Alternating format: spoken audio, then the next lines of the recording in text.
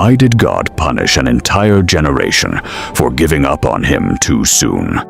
Over 400 years, the Israelites lived as slaves in Egypt. They cried, they suffered. We must endure for the children. Then God raised up a man named Moses. Pharaoh, I bring a warning.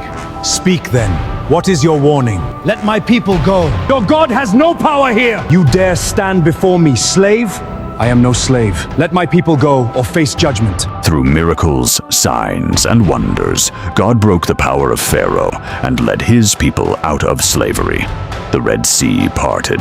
Sing to the Lord, for he is highly exalted. Manna fell from heaven. Water flowed from rocks. Day after day, God proved he was with them, and ahead of them was a destination. The Promised Land. A land flowing with milk and honey. After months in the wilderness, they finally arrived at its border. The journey was almost over. Look at this land, so fertile and vast. Before entering the land, Moses sent 12 spies to investigate it.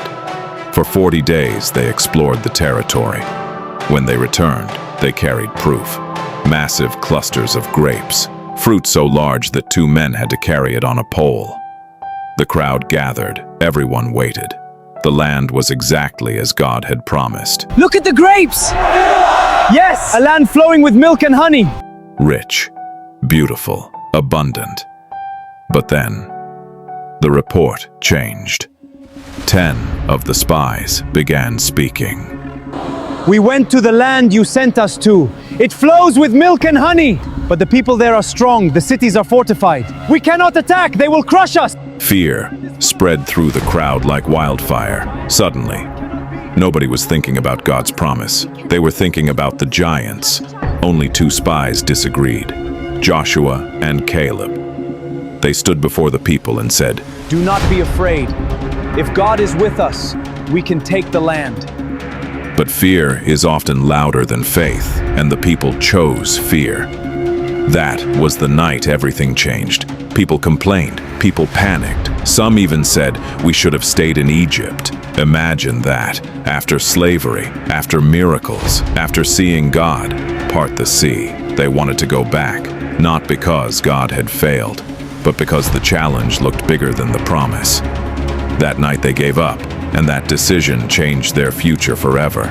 God declared that the generation who acted in such behavior and refused to trust him would not enter the land. Instead of entering their inheritance, they would wander the wilderness. So from that night, all the generation from 20 years and above received the punishment of not entering into the promised land. An entire generation lost their inheritance because they gave up too soon. One common lesson: when people get tired, they make costly decisions. Sometimes fear makes us quit. Sometimes frustration makes us react, and often, the greatest temptation comes right before the breakthrough. Imagine standing one step away from the life you've been praying for, one step away from the answer, one step away from the promise, and turning back because the obstacle looked too big. The Israelites saw giants. Joshua and Caleb saw opportunity. The Israelites saw danger. Joshua and Caleb saw God's promise.